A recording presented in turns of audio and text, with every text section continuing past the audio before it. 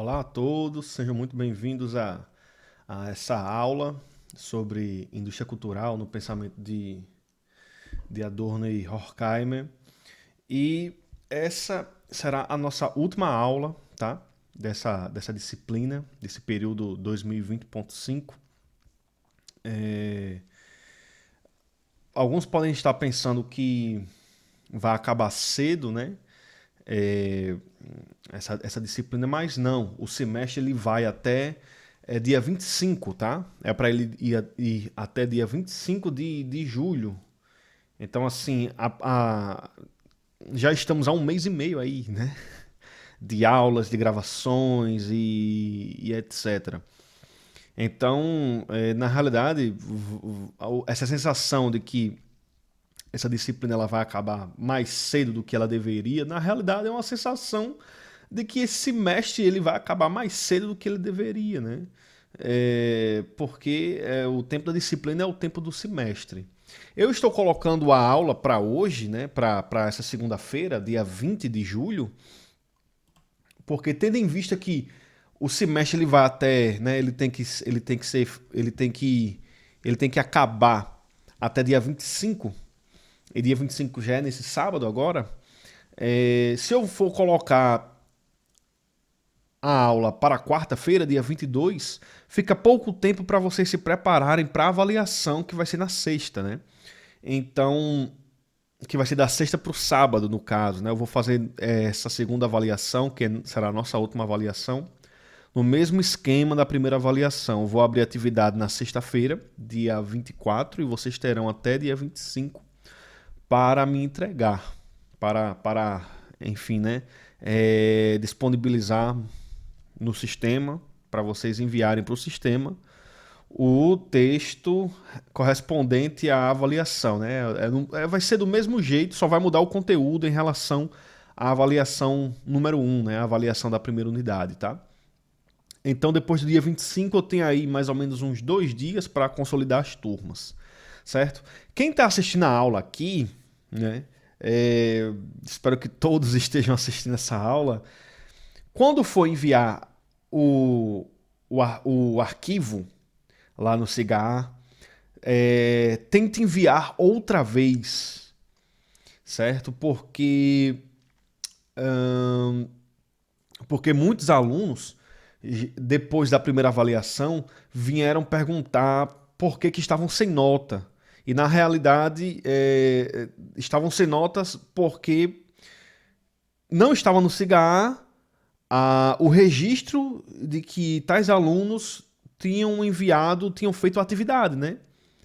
Então, toda a vida que eu coloco uma atividade no CIGA e ela se encerra, aparece para mim quem fez a atividade e quem não fez, né? Fazer atividade, no caso, é enviar o texto, né, para o sistema e tal.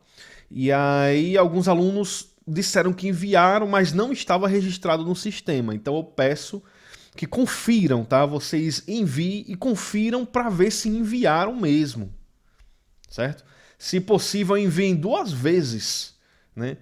Para garantir, entendeu? Porque no caso aí, na primeira avaliação, depois de umas 2 semanas, teve aluno que veio perguntar por que estava sem nota, né? E etc e tal. Não vai ter esse tempo todo após essa segunda avaliação. Então, vai ter depois que terminar no sábado, eu vou colocar as notas mais ou menos um dia ou 2 dias depois da avaliação. E logo em seguida eu vou ter que concluir, né? Que consolidar a turma, fechar o semestre. Então, se por acaso alguém, depois de fechar o semestre, venha perguntar por que está sem nota, mesmo tendo enviado, não tem o que eu fazer, né? Aí fica um problema, porque eu vou estar corrigindo as atividades que estarão lá registradas no sistema. Quem enviou lá no sistema, lá no CIGA, quem não enviar no sistema, em tempo hábil aí para reclamar ou coisa do tipo, infelizmente vai ficar sem nota, né? Não tem o que eu fazer, porque o tempo de acabar a atividade, de acabar a avaliação e de consolidar a turma será pouquíssimo tempo, né? Então fiquem atentos, enviem mais de uma vez, né? Enviou uma vez, envia outra vez para certificar, ok? E é isso, tá? E é isso. Então, vamos lá. Começando, né, a aula de hoje, certo? A aula de hoje, ela vai ser, como eu falei, né, a nossa última aula no semestre. E ela também vai ser uma aula que eu vou tentar, de uma forma, concluir o assunto, né? Quer dizer, dar prosseguimento ao que a gente vinha falando, né, nessas últimas 3 aulas, nessas últimas 2 aulas, no caso, sobre o conceito de indústria cultural em Adorno, e eu vou tentar, de alguma forma, concluir, tentando fazer um apanhado ali, né, das principais noções e propostas dos autores em cima dessa questão, né, dos problemas que envolvem a noção de indústria cultural, que é uma noção muito importante dentro da filosofia contemporânea e toca diretamente no tema da comunicação, né? Então, comunicação social e audiovisual aí é um prato cheio, né, para as problematizações em cima dessas áreas, tá? Bom, aula passada eu tinha feito eu tinha finalizado, né, a aula passada dizendo que no final das contas o problema todo, né, o problema todo para os autores, para Adorno e Horkheimer, da indústria cultural, né, o que há de problemático na indústria cultural para os autores, é que no final das contas, toda a produção a partir da indústria cultural, que são produtos, né, produções culturais, toda a indústria cultural e suas produções, no final das contas, elas são guiadas, tá, por investimentos de capital para essas produções. Então, se a gente está falando de rádio, estamos falando de grandes índices de audiência, né, dos programas de rádio. Certos, como é que a gente pode dizer, certos monopólios ali de estações de rádio, por exemplo, né? É a mesma lógica de televisão, né? O que está em questão na televisão, por exemplo, se Adorno e Horkheimer estivessem vivos, é que basicamente não há nada que não passe na televisão que não seja uma tentativa de reaver um capital investido na programação, né? Ou seja, ninguém vai colocar a programação na televisão puramente, vamos dizer assim, de um modo somente a engrandecer a humanidade e só, né? Livre de desinteresses econômicos. Não. Se um determinado tipo de canal televisivo ele não tiver o retorno financeiro que ele investiu, né, na sua programação, mesmo que seja programação cultural de alto nível, e a gente pode pensar em TV Cultura e coisas desse tipo, né? Se não houver esse retorno financeiro do capital investido, não faz sentido de fato colocar essa programação. Né? E aí os canais fecham, e aí as emissoras elas quebram. Né? Então o problema para Adorno e Horkheimer é que, especificamente na época deles, né, rádio e cinema, mas a gente pode transpor isso para a televisão. Né? O maior problema da indústria cultural e dos seus meios de comunicação é que tudo gira em torno de uma prestação de contas, né? Tudo gira em torno de uma prestação de contas com o capital investido. Então, as programações, os filmes e tudo mais, elas vão dizer respeito, né? Elas se tem uma previsão de se tentar gerar lucro em cima dessas programações, né? Ou seja, é como se as atividades culturais e a cultura e a produção de cultura ela estivesse completamente dominada pela lógica do capital e do acúmulo de dinheiro, né? Bem específico do sistema capitalista que existe dentro do mercado, né? Não existe sistema capitalista sem existir um mercado capitalista, onde produtos são oferecidos e vendidos de acordo com o poder de compra dos seus clientes e consumidores e etc e tal. Então, no final das contas, para esses autores, a gente vive num mundo, né, onde os produtos culturais eles são produzidos de modo industrial, né, eles são fabricados como são fabricados tantos outros produtos da indústria, como celulares, TVs, roupas e carros. E tudo isso diz respeito a, no final das contas, ganho de dinheiro, né? Diz respeito à obtenção de lucro dos grandes diretores e dos grandes executivos das grandes empresas e dos mais diversos segmentos econômicos dentro da sociedade, né? Então, a relação foi uma coisa que eu vim falando na aula passada, né? O que está em questão e o que é extremamente problemático pro Adorno e Horkheimer é que há uma relação muito estreita, né?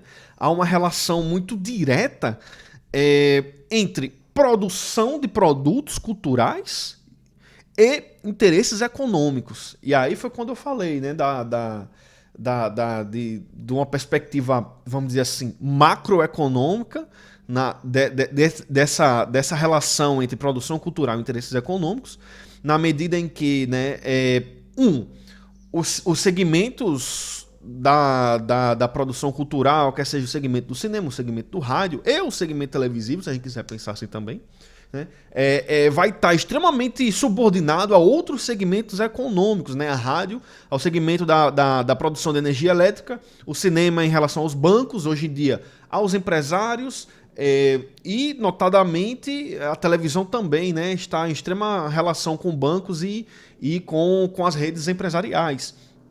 Então, a relação entre produção cultural e interesses econômicos se dá nessa unidade, né, econômica entre os diversos segmentos financeiros, né, e que geram lucros dentro da sociedade capitalista, tá? Nessa unidade econômica, né, onde os seus diversos segmento alimentício, vestuário, de entretenimento, automobilístico, tudo isso gira em torno, né? Tudo isso gira em torno, vamos dizer assim, do mesmo eixo, todos eles se interligam, né? O alimentício, que tem propagandas de celebridades, né? É o automobilístico, que também está ligado com as celebridades, né? São as celebridades que na sua produção de filmes e participação de filmes e séries, etc. e tal, geram dinheiro, geram ibope, geram bilheteria, né? Arrecadam pelo menos o dobro ou o triplo do orçamento de produção de filmes e de séries e de novelas, etc. e tal. E aí eles saem fazendo várias propagandas, né? Vendendo outros tipos de produto. Esses filmes são patrocinados por outros tipos de empresa que não tem nada a ver com o cinema, né?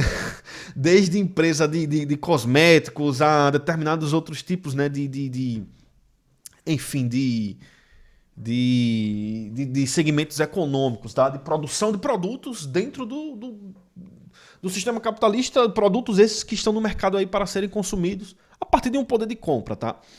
Outra característica que eu havia falado na aula passada, só para retomar, né, é a característica de que a própria produção econômica, por exemplo, nos filmes, na sua divisão de classes, né, classe A, classe B e classe C, e etc. Ou seja, essa classificação de filmes que dizem respeito, vamos dizer assim, a um certo nível técnico de filmes também, né? Por exemplo, os filmes muito caros e etc e tal, normalmente eles são classe A, e os filmes B, eles são filmes mais baratos, pelo menos no início era assim, né? Depois de um tempo. Hoje em dia a gente nem fala mais tanto disso, né?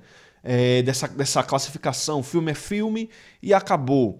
Mas antigamente era se existia essa classificação para produção de filmes e de venda, né, de filmes em cinemas e tal. E essa classificação ela continuou até a época das videolocadoras, né, que eu falei na aula passada. Você ia na videolocadora, você via uma questão de classificação de filmes que não estava somente atrelada a uma questão de orçamento de filmes mais caros produzidos, mas até mesmo uma questão de atualização de filmes, né? Os filmes mais atuais também eram os filmes classe A, né? Enquanto que os filmes mais antigos eram filmes classe C, classe B e classe C também. E até entrava uma questão de dublagem, né? Filmes legendados normalmente eram classe C. Né? Pelo menos na locadora onde eu alugava filme era assim, né? Os filmes legendados eram classe C. Filmes legendados, mas assim, que ainda eram muito famosos, eles pertenciam à classe B. E esses mesmos filmes são famosos, que sendo legendados pertenciam à classe B, eles sendo dublados, muitas vezes estavam na classe A. Então, Enfim, toda essa divisão entre classe B, classe C e classe A, que implica em orçamento, em exposição dentro de uma videolocadora, por exemplo, e etc e tal, diz Adorno e Horkheimer, né? Toda essa divisão de filme, na realidade, ela proporciona uma certa demarcação das classes econômicas dos consumidores desses filmes, né, das pessoas que vão assistir esses filmes. Ou seja, pessoas que não têm tanto dinheiro assim vão assistir filmes mais baratos. Pessoas que já têm maior dinheiro vão assistir filmes mais caros, né? Também filmes classe A eram filmes de teor cultural maiores. Eu dei os exemplos, né, de filmes como o filme com Marlon Brando, Um Bonde Chamado Desejo. Deu o exemplo do filme com Paul Newman e Elizabeth Taylor, do Gato em Teto de Zinco Quente. Existem tantos outros filmes também dessa época aí, né? E diz o Adorno e o Horkheimer, olha, essa classificação de filmes, ela na realidade, ela existe aí exatamente porque na hora de produzir um determinado filme, se obedece a uma certa previsão de perfis de consumidores desses filmes. Então a indústria, ela tem investimentos e ela produz filmes mais baratos, elas produzem filmes mais medianos, né? E a indústria ela também produz filmes mais complexos, mais caros, e etc, e etc e tal, né? E quanto mais complexo, quanto mais caro é o filme para ser feito, mais caro também, né, ele vai ser vendido, ou seja, isso vai refletir no seu preço, tá? E assim por diante. Então, na hora de você ir para o cinema, por exemplo, eu lembro que quando lançou o Hobbit, né, o primeiro, que foi com uma tecnologia inovadora dos 48 mil, né, frames por segundo, né, 48 mil FPS, se eu não me engano. Eu acho que é esse valor, tá? Desculpe se eu estiver errado. Mas era uma tecnologia assim, né? Era uma quantidade absurda de quadros, né, por segundo e tal, que você assistia com um óculos 3D. E para você ter acesso ao filme com essa tecnologia, e tem alguns lugares de Natal que só tinha o Hobbit com essa tecnologia, tá? Você pagava um preço absurdo. Eu lembro que isso foi... Eu acho que isso foi em 2013, 2014. Foi uma época assim que saiu o primeiro Hobbit. E ele era bastante caro. Eu lembro que a inteira era coisa de, sei lá, acho que era R$ 45, R$ 48 há 6 anos atrás. Né? Se R$ 48 é caro hoje em dia para assistir um filme, imagina 6 anos atrás. Né? Então, já começava aí, né? Só assistir o Hobbit, quem de fato tinha bala na agulha para assistir o Hobbit. Né? Até mesmo para um estudante, ele tinha que pagar, sei lá... 20 e tantos reais para poder assistir o Hobbit, né? Enquanto que outros filmes que não tinham essa tecnologia, em vez de ser R$ 48, quase R$ 50, custavam R$ 20, né? E a meia custava, sei lá, 10, 12 reais.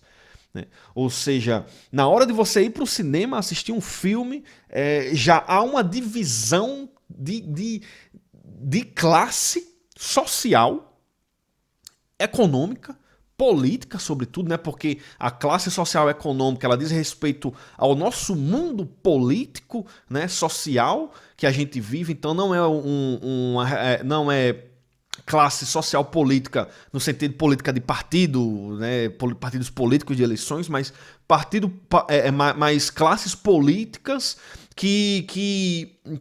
classes sociais, econômico-políticas que dizem respeito ao nosso mundo político de modo mais abrangente, né? Dentro da sociedade. E aí, dentro do nosso mundo político mais abrangente, as pessoas não têm o mesmo padrão financeiro, né? Não pertencem às mesmas classes econômicas dentro do corpo social. E aí diz o Adorno e Horkheimer, a diferença de classes sociais, econômicas e políticas já acompanha o consumo dos filmes, né? Desses produtos culturais feitos na indústria. Ou seja, espectador de O Hobbit assistido no cinema, ele é ali, em geral, pelo menos classe média. Pelo menos classe média. Claro que tinham pessoas pobres que assistiram O Hobbit, né? Fizeram um esforço aí, tiraram, sei lá, né? R$ 48 para assistir um filme, tá? mas é minoria, certo? Era destinado para uma classe econômica superior, tá? É engraçado porque até mesmo essa divisão, né, de preços que reflete diferenças de poder aquisitivo e diferenças de compradores em suas diferentes classes econômicas, sociais e políticas, não tem só em filmes, né? Tem todo tipo de produto. Você vai comprar o carro, antigamente se chamava carro popular, os carros mais baratos, né? Gol, Ford Ka, Palio. Hoje em dia, meio que esse conceito de carro popular já não existe mais, né? Um Gol novo na loja, você não compra ele por menos de 40 mil, 45 mil. Né? O carro, hoje em dia, o carro novo na loja já deixou de ser carro popular há muito tempo, né? Então, mesmo você indo comprar um carro, se existem diferentes carros correspondentes a diferentes perfis de compradores. Né? Se você vai comprar um celular, existem diferentes tipos de celulares para diferentes tipos de compradores. Traduzido em miúdos, existem diferentes tipos de celulares para diferentes compradores com poder aquisitivo, né? Com diferentes poderes aquisitivos. Ou seja, tem celular adequado para a quantidade de dinheiro que você tem no seu bolso. Se você tiver muito dinheiro, você pode comprar um celular pau. Se você tiver pouco dinheiro, você pode comprar um celular chibata, peba, né? E assim sucessivamente. Então você tem celulares de entrada, né? Você vai ver na Motorola, né? Por exemplo, você tem o Moto Z, o Moto One, o Moto G8 Plus, que é mais de R$ 1.000, e tô falando novo, né?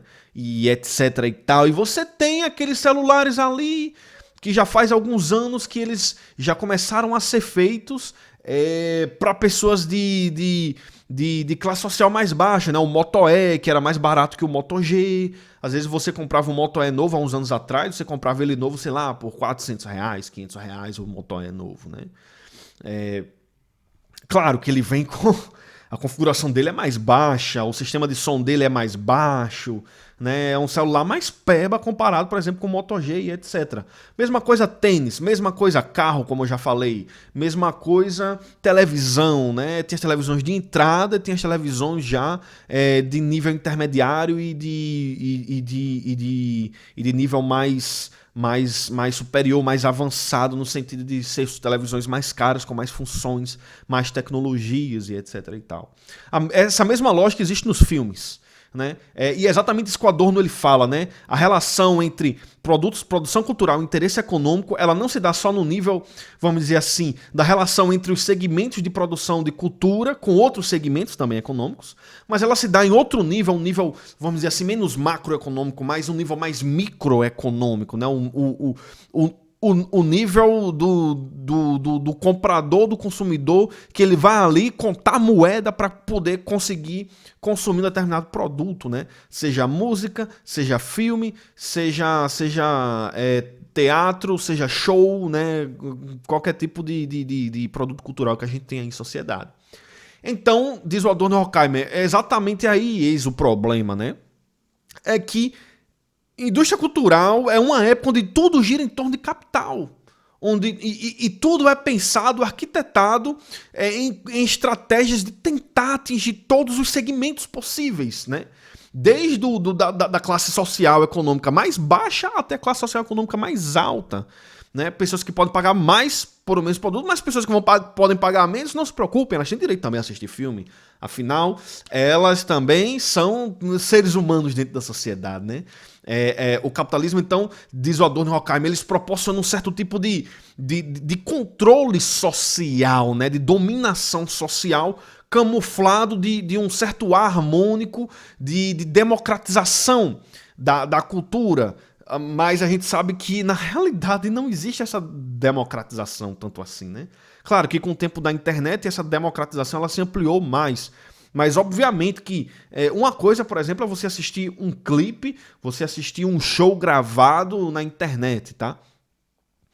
E mesmo assim, para você ter direito a assistir um show, por exemplo, completo na internet, você tem que ter uma internet boa, né? Uma internet, sei lá, com a quantidade limitada de download no celular. Você vai assistir um show e vai perder o resto da sua da sua internet pro resto do mês, né? Então, até mesmo isso, né? Você tem que ter um dinheiro para conseguir botar uma internet legal na sua casa para você poder assistir uma internet muito boa no seu celular, para poder você assistir e consumir determinados produtos culturais, né? Filmes, streams, shows sem estar dentro de casa, mas estar na rua, por exemplo. Mas mesmo assim, dentro de casa, assistindo shows, né, de bandas e etc, até mesmo assistindo filmes, né, filmes lançados, etc e tal, há uma diferença entre, de fato, você assistir, por exemplo, o Rock in Rio pela TV ou pela internet e você assistir os shows dos seus grupos favoritos, que fazem todo sentido para sua vida, e há uma diferença de você assistir o show desses grupos na TV, na internet, e assistir ao vivo, né? E aí, quem vai lá assistir ao vivo? Quem tem dinheiro para pagar, né? Quem tem dinheiro para pagar? Simples. Quem não tem, fica em casa.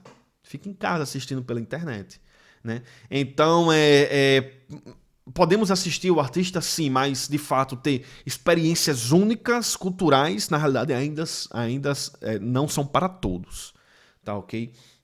Então, foi exatamente nessa perspectiva que eu terminei a aula passada, exatamente dizendo que para os autores o problema inteiro, só repetindo, né, o problema inteiro estava relacionado a que a produção cultural ela está dentro de um esquema, né, de uma rede, vamos dizer assim, de mercado, onde existem várias estratégias que tudo se resume ao aumento e à geração de lucro de dinheiro e de capital das empresas e a circulação cada vez maior de capital dentro do mercado daquele segmento, né? Para os autores, então, esse é o problema. Basicamente, dizendo em outras palavras, tudo se resume a dinheiro, tá? E até o pretenso acesso democrático à cultura, na realidade, diz respeito a dinheiro também, né? É uma tentativa de tentar lucrar até mesmo com aqueles que não têm tanto dinheiro para consumir cultura, então vamos botar mais serviços mais baratos, vamos botar produtos culturais mais baratos para esse pessoal aí que não tem tanto dinheiro para consumir outros produtos mais caros, vamos botar aí para esse pessoal consumir esses produtos culturais e a gente conseguir lucrar de uma forma ou de outra com isso, né? E pro Adorno Horkheimer, isso daí, de uma forma ou de outra, um certo tipo de dominação cultural, porque demarca as pessoas, né, cada vez mais em suas classes, né?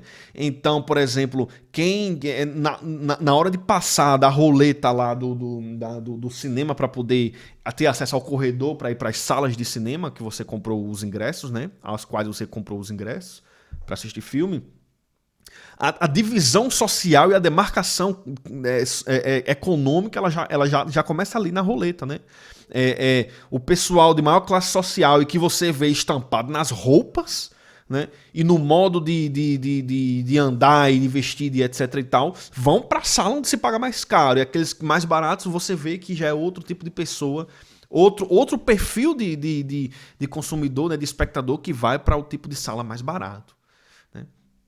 Então a gente vê que existe um certo tipo de efeito psicológico, vamos dizer assim, nesse mundo da produção cultural, diz Adorno Horkheimer, né? Um efeito psicológico onde basicamente as pessoas mais demarcadas ainda na sua classe social, elas vão dizer, sou pobre, não tenho condição de assistir um filme desse, né? O Hobbit não é para mim, né? Eu vou assistir esse filmezinho aqui, que é o que eu posso pagar, e pronto. E a pessoa acaba aceitando, né?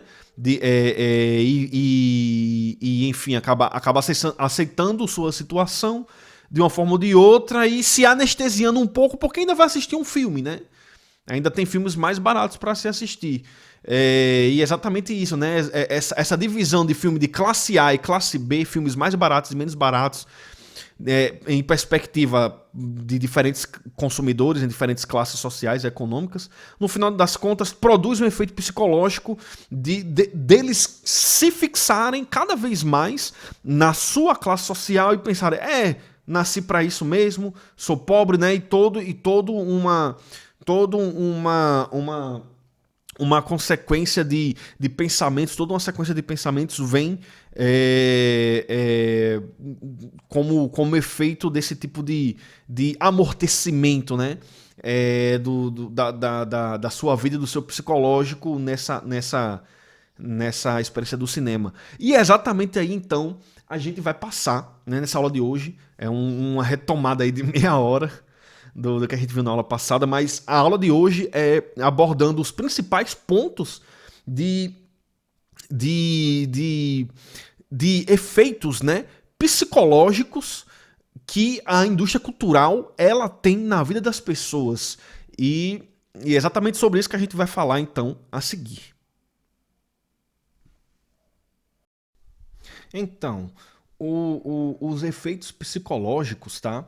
Que Adorno e Horkheimer eles vão falar no livro A Dialética e Esclarecimento, os efeitos psicológicos da indústria cultural na vida das pessoas, são, sobretudo, efeitos psicológicos nocivos, tá?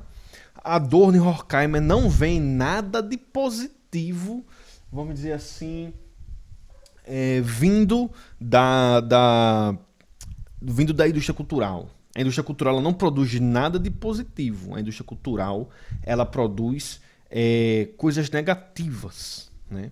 Os efeitos da indústria cultural são todos negativos, tá? Então, para os autores, além da indústria cultural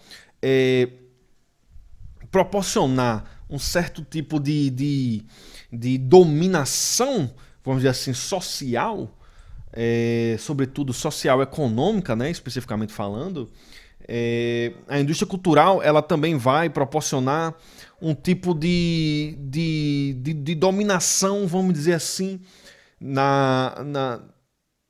no sentimento, né, na subjetividade, nas emoções das pessoas. Então, o domínio, a dominação, ela é tanto do ponto de vista objetivo quanto do ponto de vista subjetivo. A vida humana na contemporaneidade, para os autores, né, para a nossa capitalista, ela é objetivamente dominada, né, sobretudo pelo sistema capitalista e pelos modos de produção e etc, etc e tal. A indústria cultural, ela também ajuda a manter essa dominação objetiva na vida da gente, né, essa dominação direta na vida da gente, mas ao mesmo tempo a indústria cultural ela também opera uma dominação subjetiva, tá? Ela opera uma dominação subjetiva, que no final das contas é uma dominação psicológica, tá? Dos indivíduos na sociedade. Vocês talvez estejam estranhando um pouco a luz aqui, mas é porque estava chovendo e eu acabei de abrir a janela, né? Mas daqui a pouco volta a chover e eu fecho a janela e volta a ficar meio, né, meio escuro, sem muita luminosidade, tá? Mas enfim, e aí o que acontece? Esse domínio psicológico subjetivo, tá, que a indústria cultural opera nas nossas vidas, pensa o Adorno e Horkheimer, é sobretudo caracterizado pela imbecilização que a indústria cultural ela proporciona em nós, né? Então, vejam bem, o domínio subjetivo, tá? O domínio subjetivo operado pela indústria cultural se dá na medida em que ela nos imbeciliza, elas nos deixam mais idiotas, né? A indústria cultural ela nos deixa mais burros, tá? Por quê? Né? Por que burros? Né? Por que imbecis? Por que idiotas? Né? Por que os autores acham que os efeitos psicológicos da indústria cultural eles são efeitos, vamos dizer assim, imbecilizantes? Tá? Porque, no final das contas, a indústria cultural ela molda, né, a gente. Ela, segundo os autores, o Adorno e Horkheimer, a indústria cultural, com seus filmes e suas músicas e etc e tal, ela vai, de certa forma, moldar o nosso pensamento, né?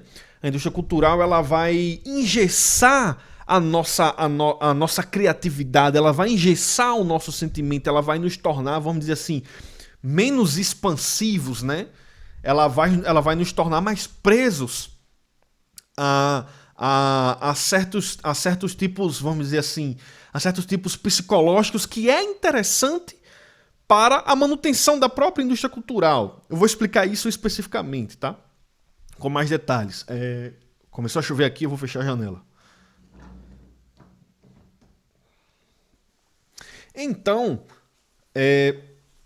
a indústria cultural, ela vai nos tornar mais idiotas, mais imbecis, na medida em que ela vai nos tornar mais acanhados psicologicamente, né?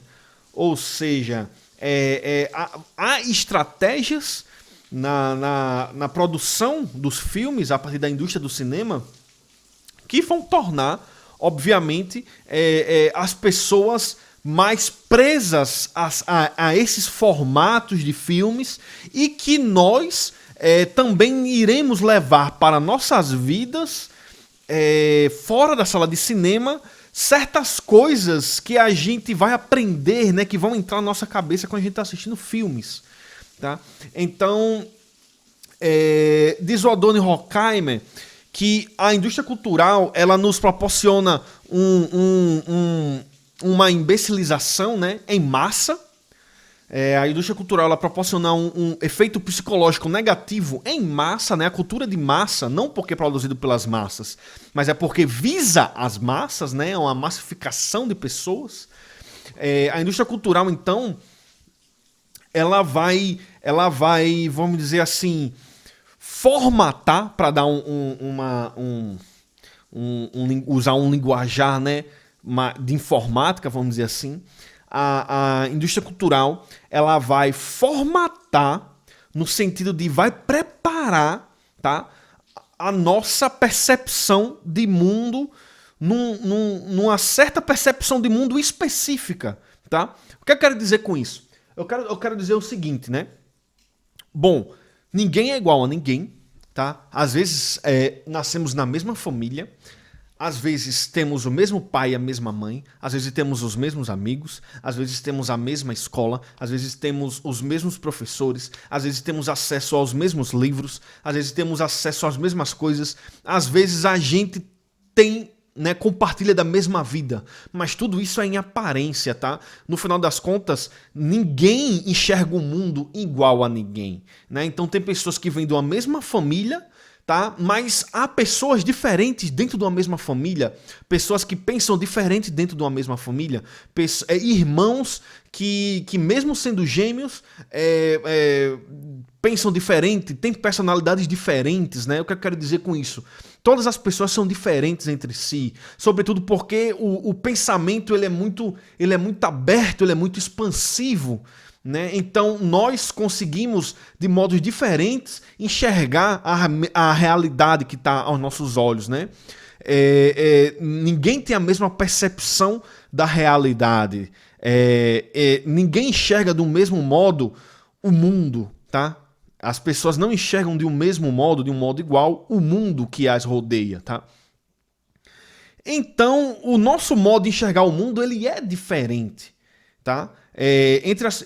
De pessoa para pessoa, há uma diferença no modo de perceber, né? Nas afecções. Por exemplo, né, você às vezes pode ficar afetado com algo que acontece, mas para outra pessoa acontece a mesma coisa, ela participa do mesmo acontecimento que você, mas ela não fica tão afetada, né? Então, assim, cada pessoa é cada pessoa. Cada pessoa reage de uma forma diferente a acontecimentos, né, ao mundo de modo geral, certo? O que acontece? A indústria cultural, ela vai barrar, ela vai, vamos dizer assim, ela vai frear, né, exatamente essa diferença toda de percepção de mundo. Então é como se a indústria cultural ela fornecesse, tá, certos padrões de percepção de mundo nas pessoas. Então as pessoas vão dizer assim, enxergar a realidade de uma forma parecida, graças a essa vida que leva no consumo dos produtos da indústria cultural, né? Então, vamos dizer assim, como é que eu posso dizer? O modo como a gente constrói relações, o modo como a gente enxerga a realidade, o modo como a gente se afeta, né? O modo como a gente acha graça, como a gente acha agressivo certas coisas, né? Que aí muitas vezes diz respeito a grupos que a gente está inserido, mas que transparece a personalidade de cada um, sobretudo, né? A nossa diferença de percepção do mundo, ela vai ser apagada na nossa vida, na indústria cultural, né? Por quê, né? Porque a indústria cultural, ela, na medida em que ela vai oferecer padrões de produtos culturais, né? Filmes padronizados, música padronizadas e etc, etc e tal, e que tudo isso diz respeito a aumento de capital e lucro e etc e tal, diz Adorno Horkheimer, né? A indústria cultural, então, ela vai proporcionar uma certa visão de mundo também padronizada. É essa a questão, né? Ela vai acabar, não acabar, né? Mas ela vai diminuir as diferentes percepções de mundo que existem na sociedade. Por quê? Porque as pessoas estarão consumindo, vamos dizer assim, produtos culturais padronizados que surtem um efeito nocivo psicológico de padronização do pensamento também, né? Então os filmes, eles vão proporcionar, em poucas palavras, né, traduzindo em poucas palavras, os filmes, segundo Adorno Horkheimer, eles vão proporcionar aos seus espectadores visões de mundo parecidas, né? Vão conseguir plantar na cabeça das pessoas percepções, modos de enxergar a realidade, modos de sentir coisas, modos de se alegrar com algumas coisas, de se entristecer com outras, de um jeito parecido, né? De um jeito padrão. Não vai haver mais tanta diferença no modo de enxergar e de sentir a realidade, tá? Então, como é que os filmes, eles acontecem isso, né? Bom, como é que os filmes, eles operam isso? Diz o Adorno Horkheimer, a primeira coisa que acontece, certo? Que proporciona esse tipo de padronização do pensamento, né? Padronização de modos de enxergar o mundo e, consequentemente, os autores enxergam isso como uma imbecilização das pessoas. Isso já acontece lá nos filmes, por exemplo, vamos dizer assim, nos enredos que se repetem dos filmes, né? Nos mesmos teores, vamos dizer assim, das músicas que tem, tá? Ou seja, nos clichês que fazem parte desses produtos culturais, filmes, músicas, novelas e etc e tal, e que esses clichês se repetem, e são graças a esses clichês que novelas fazem sucesso, são graças a esses clichês que certos filmes também fazem sucesso, né? Então, por exemplo, eu vou dar um exemplo, tá? Desse tipo de repetição de clichê que faz com que a gente enxergue de uma forma, vamos dizer assim, igual, né? As coisas de uma forma certa padronizada, vai colocar visões de mundo padronizadas em nossas cabeças. Por exemplo, novelas da Globo. Adorno e Horkheimer não falam isso no texto, né? Eles não viveram a Globo, não assistiram Clone, nem nada disso, né? Nem Caminho das Índias, nem nada disso. Mas é uma coisa que a gente consegue identificar hoje em dia, segundo o texto que esses caras escreveram nos anos 40, tá? Então, vejam só, se você pega uma novela da Globo, você normalmente, né, você consegue ver uma repetição de certos elementos, né, nessas novelas, tá? Então, é muito normal, pelo menos nos últimos, sei lá, 15 anos, né, de novelas da Globo, você sempre percebe que, bom, dentro de uma trama existe aqueles personagens que são mais pobres, e você percebe que existem aqueles personagens ali na novela que são os que têm mais dinheiro, né? Que pertencem à classe alta, ou classe média alta e etc e tal. Certo? E aí você sempre percebe que, no final das contas, um personagem principal da classe alta, ele vai se apaixonar por outro personagem principal da classe baixa, né? Ou seja, ou é um playboy que se apaixona por uma menina da periferia, ou é uma patricinha que vai se apaixonar por um cara da periferia, né? E muitas vezes há um amor impossível aí, a la Romeu e Julieta, que as famílias, normalmente a família da menina mais rica, né? Ou do cara mais rico, ela não aceita. Às vezes o pai aceita essa relação, mas a mãe não aceita. E aí, às vezes, é Cristiano Torlone que faz o papel dessa personagem que não aceita, né? Enfim, a mistura de classes sociais dentro da família, etc e tal. Você percebe que esses padrões, eles existem. No final, claro, né? A relação, né? Esse amor impossível, ele vai se concretizar. Há um final feliz. Quem é vilão vai se lascar na novela, no final da novela. E quem é bonzinho vai receber um prêmio, né? Vai ganhar vai ganhar, enfim, algo bom, né? Vai ter a sua bonificação no final da novela. É quase como a religião cristã, né? Quem é ruim vai pro inferno no final das contas, e quem é bom, quem faz coisas boas segundo os mandamentos, vai alcançar a graça, né? E aí as novelas, elas repetem isso, né? Por exemplo, outra coisa também que acontece, uns elementos, né? Certos clichês, tá? Nas novelas que acontecem, pode reparar que quem é ruim na novela, quem é um personagem ruim, né? Maléfico e etc e tal, no final fica pobre. Né? É um clichê que normalmente se repete, tá? Nessas novelas que a gente assiste a essas novelas globais. Quem é maléfico, mas pertence à classe alta, no final da novela ele vai ficar pobre. E aí quem é pobre, mas é bom, no final ele ascende, né, socialmente na novela. Então, existem esses clichês aí. E aí muitas pessoas acabam idolatrando certas novelas da Globo, principalmente as massas, né? Que assistem, que tais novelas atingem um grande número de Ibope, são novelas que fazem sucesso porque, de fato, sempre aquele diretor, sempre aquela autora da novela, etc e tal, traz a realidade da vida para a novela, né? Ou seja, é quando a arte imita a vida e quando a vida imita a arte. E aí a favela dentro da novela e etc e tal. Mas claro, né, que quem conhece o mínimo ali sabe que não é daquele jeito, né? É tudo muito embelezado demais. As casas, muitas vezes as casas mais humildes da novela parecem-se casas de classe média do mundo real, né? Mas só que aí o que acontece? Como se trata de uma novela, como se trata de uma produção televisiva, né? Existe todo um ar de ofuscamento dessas diferenças, né? E aí as pessoas acabam se inebriando e, de fato, né, sendo plantada na cabeça das pessoas, dos espectadores, certas visões de mundo que elas aceitam sem resistência. Né?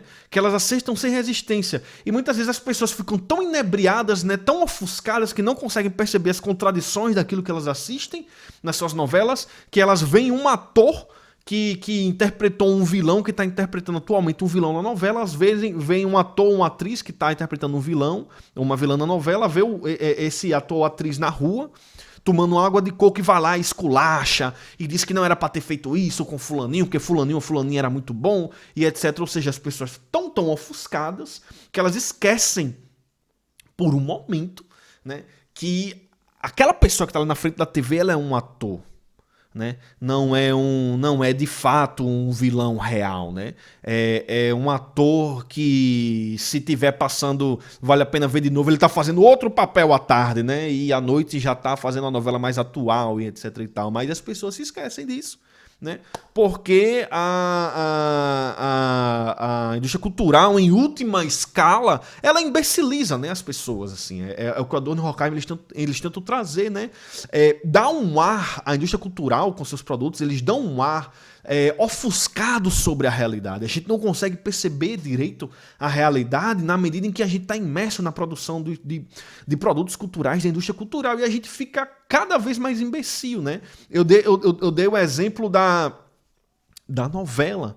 Mas a gente pode perceber nos filmes, né? O Adorno ele fala isso, né? Ele fala que há um momento certo de um personagem levar um tapa, né?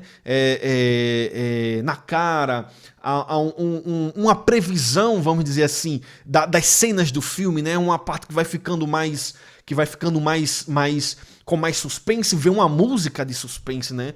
Uma cena que é mais comédia, por exemplo, vem os clichês, né? Das deixas das piadas, né? Normalmente desses tipos de filmes americanos, né? Que a pessoa faz uma piada, no filme há a piada e há aqueles 5 segundinhos de silêncio que é para exatamente o espectador perceber que é uma piada e fazer né, perceber que é uma piada e rir, e a cada 2 minutos fica esses clichês, esses elementos, né? Ou seja, até as piadas o espectador ele sabe quando é que vai acontecer, porque o enredo do filme e o modo como o filme ele é feito, né, já entrega, né, isso de mão beijada pro seu espectador, né? Então é como se houvesse um certo tipo de previsibilidade, tá? Na hora de assistir os filmes, os padrões que se repetem, os elementos que se repetem, os clichês de sucesso que se repetem, e diz Adorno e Horkheimer, é exatamente aí onde os efeitos de imbecilização psicológica acontecem nas pessoas, né? Porque é exatamente aí onde noção de amor fraterno ela acontece nos filmes e na novela.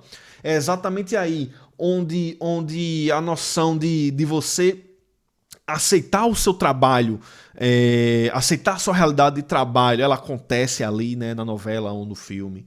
Exatamente ali a noção de como é que é uma amizade, ela é jogada para o espectador no seu filme, no meio desses elementos de repetição, no meio desses clichês, né?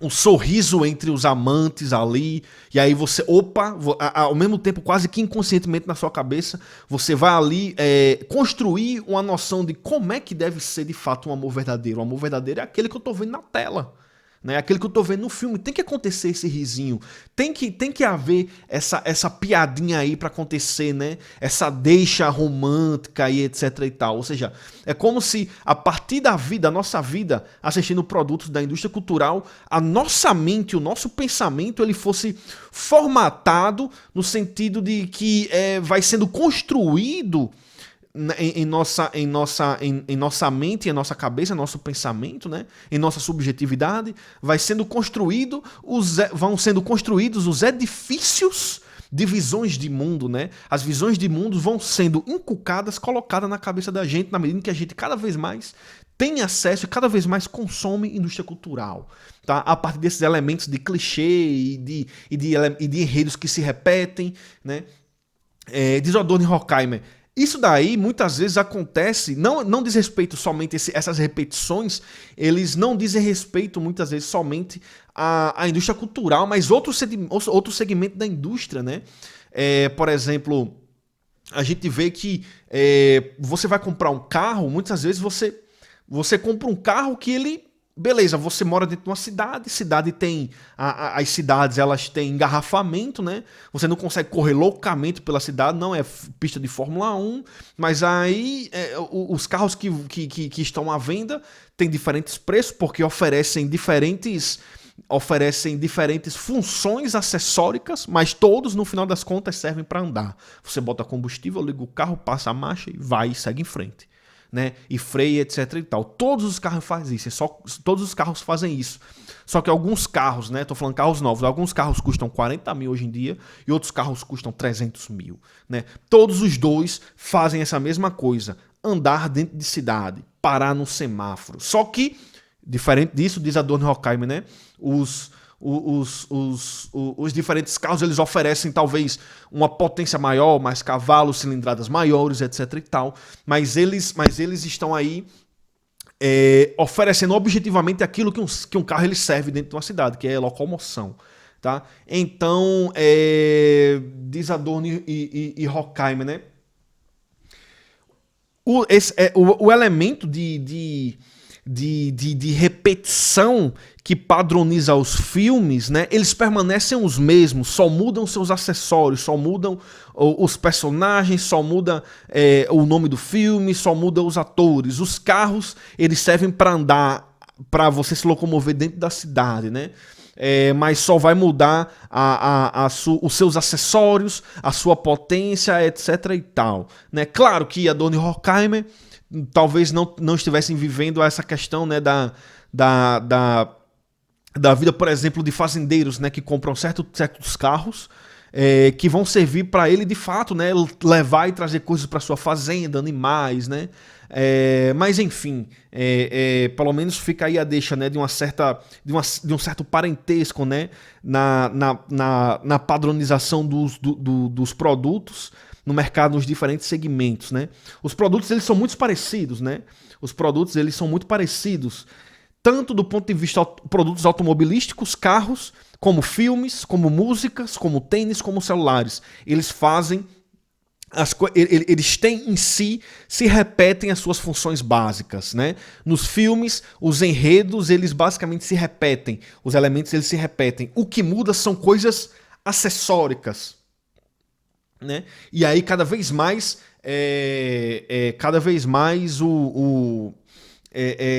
se coloca pseudos diferentes produtos no mercado, mas que esses pseudo diferentes produtos a gente vai comprando cada vez mais, né? Mas eles se resumem a basicamente a mesma coisa, né? Eu tô vendo agora, por exemplo, a série Vikings, né? Fez muito sucesso, e aí só que chega um ponto da história que meio que já não tem mais pra onde ir, já não tem mais o que fazer. Os caras estão vivendo aí do último momento da fama da série, né? Mas o que é que acontece? Se criou vai se criar uma outra série, como se fosse uma espécie de spin-off, né? Eu não sei dizer direito muito bem o que é que vai ser, mas é como se fosse partilhar do mesmo universo da série Vikings, e é uma série sobre vikings também, né? E que inclusive vai ter os mesmos atores da série Vikings, e já estão começando aí as filmagens e blá blá blá blá blá blá. Ou seja, você acha que vai ser algo diferente de Vikings? Possivelmente não, né? Mas é o que vai vender, é o que vai, né? Que as pessoas vão assistir loucamente, o que vai vender muita coisa a partir dessa série, né? Então era isso que o Adorno e o Horkheimer eles percebiam, né? A indústria cultural, ela tem um elemento que é o elemento da repetição dos seus enredos, o elemento da repetição dos seus elementos, né? É o elemento da repetição dos seus clichês, por exemplo. E com isso, diz o Adorno e Horkheimer, vai se inculcando na cabeça da gente essas repetições, né? Dentro dos enredos que também são muito parecidos. E aí a gente vai formatando em nossa mente modos padronizados de perceber o mundo, de modos padronizados de ver o que é o amor, de ver o que é um amor fraternal, né? De ver o que é uma relação de amizade, um modo padronizado de perceber, de ver, né, as nossas relações de trabalho e assim por diante. Só que, diz Adorno e Horkheimer, exatamente por padronizar a visão de mundo, automaticamente nos tornamos imbecis. Porque essa visão de padrão de mundo é uma coisa que nos agrada, porque as pessoas continuam assistindo, né? Faz mais e mais e mais e mais sucesso, blockbusters aí, nas bilheterias se vende muito. E cada vez mais vai se criando estratégias de elementos, de clichês, de certos elementos de visão de mundo cada vez mais padronizados, que no final das contas tudo isso de respeito a tentar conseguir na bilheteria pelo menos o dobro ou o triplo do que foi investido no orçamento da produção de um filme, né? Então, por exemplo, Avengers, que trata de amizade e de companheirismo, mas que os personagens eles são muito diferentes e que eles brigam, que tem piadas, etc e tal. No final das contas, todas as visões de mundo ali sobre o que é justiça, sobre o que é salvar o mundo, sobre o que é uma relação de amizade, apesar das diferenças, tudo isso, no final das contas, é como se fosse um lobo com a pele de cordeiro, né? No final das contas, são visões de mundo já estrategicamente pensadas, visando nos divertir e visando nos visando nos gerar prazer, para que a gente lote as salas de cinema, para que a gente compre luvas de brinquedo lá do Thanos, do Thanos, para que a gente compre bonecos do Avengers e que o filme e a franquia ela consiga recuperar o dobro ou o triplo, né, do que foi investido na hora de produzir o filme. Então vejam só, o que é que os autores também veem com isso, né? Com esse certo tipo de engessamento proporcionado, né, pelos filmes, engessamento psicológico, porque a gente fica meio que preso em visões de mundos proporcionada pelos filmes e que a gente acaba construindo em nossa cabeça que essas certas visões de mundo são verdadeiras, né? Diz o Adorno Horkheimer, a nossa criatividade ela se anestesia, né? A nossa criatividade ela fica ali meio parada, né? E exatamente aquilo que transformou a gente em seres, vamos dizer assim, que transformou o ser humano como sendo especificamente humano, que é sobretudo seu caráter criativo, né? Seu caráter de inovação. No final das contas, o que se inova, o que se cria são meios cada vez mais eficazes de lucrar em cima dos produtos culturais, e a criatividade e a inovação das pessoas cada vez mais ficam ofuscadas, né? A nível das massas, né? As massas cada vez mais ficam ofuscadas, tá? Por causa dessa padronização. Então, imagine aquelas fotos que tem fotos de propaganda de filmes em 3D, da tecnologia em 3D, que eu acho que já não existem mais, mas que logo no começo existiu, né? Que era a foto assim de pessoas sentadas na sala de cinema com óculos em 3D e a luzona na frente delas, né? E todas rindo, né? É exatamente aquilo, né? São pessoas que estão tendo a mesma reação, são pessoas que estão tendo em outras palavras, pessoas que estão tendo a mesma vida padronizada, né? Em um modo de enxergar a realidade padronizado. Ou seja, com sua criatividade e sua capacidade de inovação e sua espontaneidade estão sendo cada vez mais ofuscada, e as pessoas estão incorporando cada vez mais visões de mundo e modos de ter amizade, modos de acreditar no amor, que são modos vendidos a partir da indústria cultural, né? Então, por exemplo, tem um exemplo interessante que que a gente pode ver exatamente como isso acontece, né? Que os nossos sentimentos também eles ficam meio engessados, né? É como eu falei anteriormente, né? A gente vai construindo em nossa cabeça, a partir da indústria cultural, segundo Adorno e Horkheimer, o que devemos rir, né? Com o que devemos rir do mundo, com o que devemos nos entristecer, com o que devemos nos emocionar, né? Então, exatamente com cada vez mais um estilo de comicidade, de tristeza e de emoção cada vez mais padronizado na indústria, nossos sentimentos de tristeza, de emoção e de comicidade, sobretudo, né, de riso, eles ficam cada vez mais engessados, né? Um exemplo disso vou trazer aqui outra vez, é o caso do filme A Bruxa, né? A Bruxa, quando saiu, nossa, assim, para uma crítica especializada, a Bruxa, ela atingiu as 5 estrelas, né, da crítica. É um filme que ele não tem um ponto fora, né? É um filme muito bem feito, um filme, vamos dizer assim, muito autêntico do ponto de vista histórico, e ao mesmo tempo folclórico, né? Então, assim, é um filme que vai se tornar um clássico, tá? É só uma questão de tempo. E a crítica especializada de cinema disse: esse filme é excelente. Esse filme é excelente, né? A crítica, raramente a crítica falou mal do filme A Bruxa, né? Porque de fato o filme A Bruxa ele é muito, do ponto de vista cinematográfico, ele é um filme muito bom. Só que, exatamente, as pessoas viram boas críticas do filme A Bruxa, né? Críticas especializadas, né? IMDb e etc e tal. E aí, opa, esse filme deve ser excelente, né? Ao mesmo tempo tava Bruxa e Deadpool em cartaz no cinema.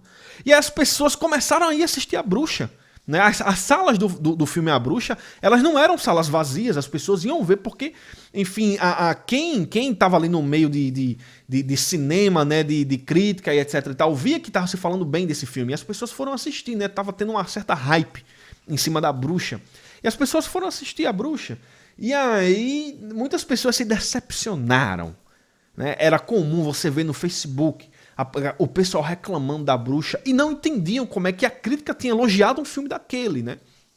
Então eu tive um amigo, por exemplo, que ele é um consumidor grande, né, de filmes, vamos dizer assim, de super-herói e tal, o cara coleciona quadrinhos e etc e tal. E aí ele botou assim no Facebook: poxa, se eu soubesse que a Bruxa ia ser desse jeito, eu teria ido assistir Deadpool. Porque Deadpool tava do lado, né? Na sala ao lado que tava sendo exibida a Bruxa. E muitas pessoas, naquele momento, deixaram de assistir Deadpool pra assistir a Bruxa. Claro que depois de assistir a Bruxa, voltou lá e assistiu Deadpool, né? Mas enfim.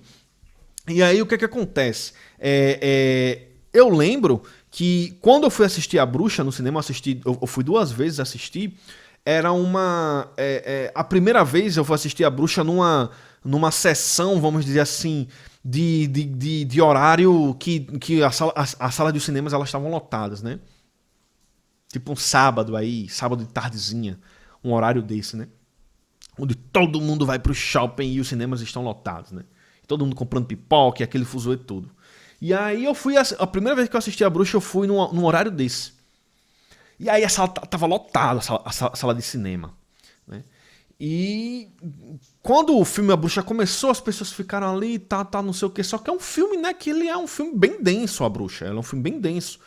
E ele é um filme bem diferente do ponto de vista de direção, né? As tomadas de câmeras, os ângulos, a fotografia, ela é bem diferente do que normalmente você acostuma ver em filmes aclamados do ponto de vista de bilheteria, né?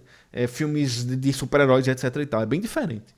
E aí as pessoas, eu sentia, né, que as pessoas estavam começando a ficar entediadas dentro do cinema. E aí começou a acontecer um fenômeno que eu olhei assim, caramba, que coisa interessante, né?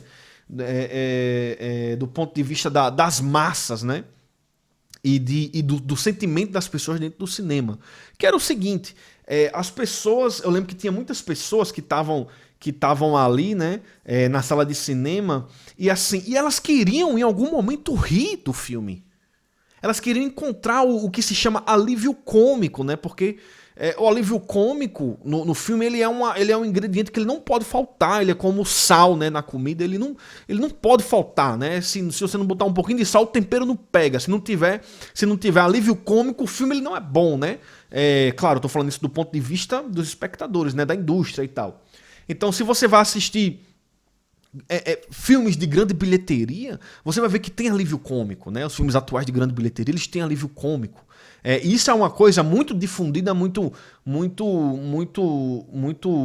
que foi muito alargada, vamos dizer assim, sobretudo por esses filmes de super-herói, né? Da Marvel e da DC. São as piadas, né? São aquelas piadas que acontecem de 2 em 2 minutos, né? Eu acho que Avengers é o exemplo talvez mais famoso e o exemplo mais extremo seja o próprio Deadpool, né? Alívio cômico direto. Pode ser a cena mais triste que tiver, né? A cidade pode estar sendo destruída, o mundo acabou, mas vai ter uma piada ali na hora, né? E aqueles 10 segundinhos de silêncio ali que é pra galera rir. Então, as pessoas estavam acostumadas a ir pro cinema assistir filme assim, né? Filmes que as pessoas pode ser pode se tratar de fim de mundo, mas o filme a todo momento ele vai ter os seus momentos de alívio cômico. Isso é uma receita que não pode ter, isso é um elemento, um ingrediente, né, que não pode ter, que não pode faltar, desculpa, é um ingrediente que não pode faltar no filme, né, o alívio cômico, que as pessoas estavam muito engessadas nisso, né, e as pessoas quando estavam assistindo a Bruxa, era assim, 70% queria rir no filme, mas não tinha brecha para rir, né, não tinha brecha para rir no filme. Então, ficou meio que um clima pastoso, né, no filme, e as pessoas conversavam porque estavam muito entediadas já, né? As pessoas conversavam e queriam rir, e você vê que não tinha muito momento. E aí, por exemplo, tem uma parte da bruxa que você vê que tem uma... Enfim, né? Não vou dizer qual personagem, nem o que, mas só pra não dar spoiler mais do que eu dei no vídeo passado, na aula passada. Mas há uma parte do filme A Bruxa que tem uma pessoa que corre com um capuz vermelho dentro da floresta, né? Dentro da floresta, floresta bem densa, e há uma pessoa correndo com um capuz vermelho, né? Um capuz vermelho e a coisa vermelha assim, né? E a capa vermelha. Aí alguém no meio da multidão fez, né? Do nada assim, né? Fez... É a Chapeuzinho Vermelho, hahaha. E tipo, algumas pessoas começaram a querer rir assim, mas... enfim, né? Não colava muito. Você vê que tava tentando encontrar uma piada em algum momento do filme, né?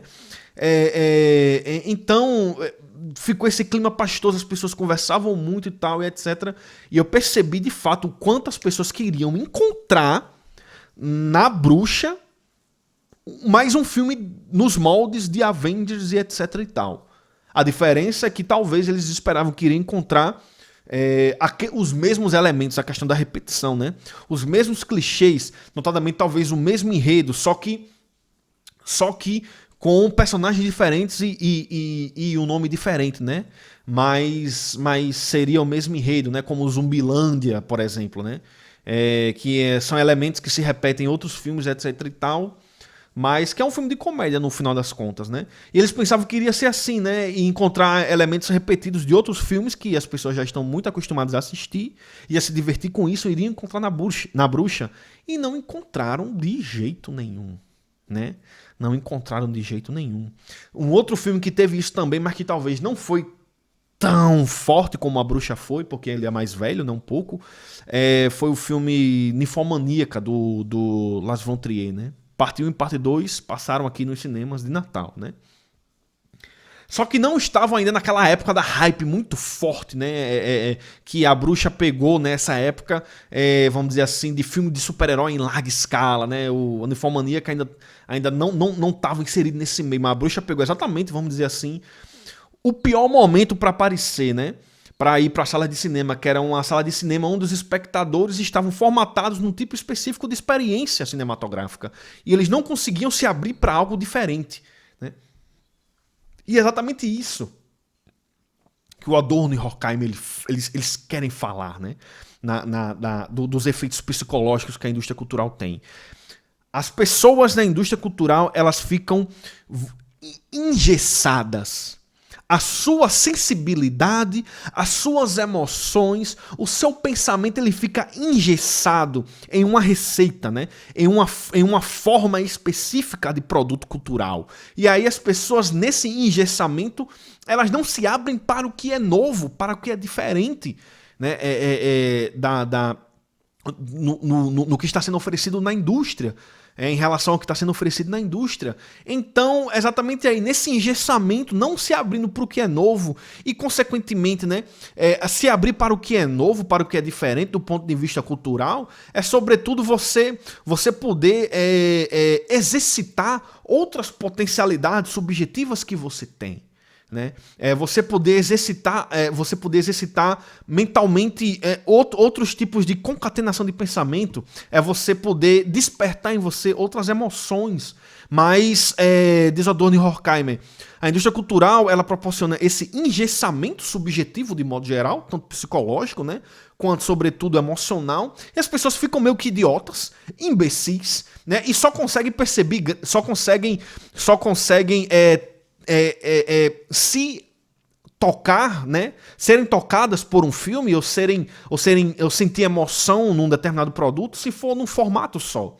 Se fugir desse formato padronizado que faz sucesso, que é o que vende, né, e que tem estratégias para vender assim muito, se for algo diferente disso, as pessoas vão se fechar, né, vão se fechar para um outro tipo de experiência.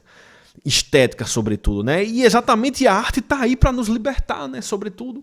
A experiência estética, a arte, ela existe para que a gente possa romper as barreiras da nossa cotidianidade, né? Ela existe para que a gente possa, enfim, experimentar outras coisas que diferentemente a gente não experiencia quando a gente acorda para trabalhar cedo, né? E que isso deve ser essa abertura das sensações e essa abertura, né, dos sentimentos, ele deve ser cultivado. E o que é que a indústria cultural faz? Ela fecha, ela não abre, né? Ela fecha as sensações, ela fecha as emoções, ela fecha os pensamentos para um determinado tipo padrão igual de produto, onde as pessoas sentem de um mesmo modo, de um jeito igual, onde as pessoas pensam de um jeito igual. Né? E no final das contas, do Adorno Horkheimer. Ora, o ser humano é um ser criativo, onde ninguém é igual a ninguém, e na vida, né, em meio à indústria cultural, em meio à contemporaneidade, aí, graças ao cinema e à rádio, e alargando a TV, as pessoas se tornaram iguais, né? E em vez delas serem cada vez mais criativas ou cada vez mais espontâneas, na realidade as pessoas são cada vez mais previsíveis, porque elas têm um momento certo para elas rirem, né? E as pessoas sentem de um mesmo modo, né? Sentem de um modo padronizado, riem de um modo padronizado, choram de um modo padronizado, se tocam de um modo padronizado, enxergam a realidade de um modo padronizado, enxergam as relações de amor de um modo padronizado, enxergam as relações de amizade de um modo padronizado, enxergam a noção de justiça de um modo padronizado. Só que o mundo que a gente quando a gente sai, né, da experiência de um filme, de uma sala de cinema, ou a gente quando a gente desliga a TV, diz o Adorno Horkheimer. E aí é uma noção que eles vão falar, né, um outro efeito, né, vamos dizer assim, um outro efeito psicológico oriundo dessa imbecilização, né, que é que a gente acaba de uma certa forma vendo o mundo, né, fora da nossa experiência com o filme ou com a música ou com as novelas e seriados, etc e tal. A gente acaba percebendo, fora desses momentos, a gente acaba percebendo o mundo como sendo uma continuidade daquilo que a gente viu no filme. A gente acaba percebendo o mundo como uma continuidade daquilo que a gente escutou na música. A gente acaba percebendo o mundo como uma continuidade daquilo que a gente viu numa novela.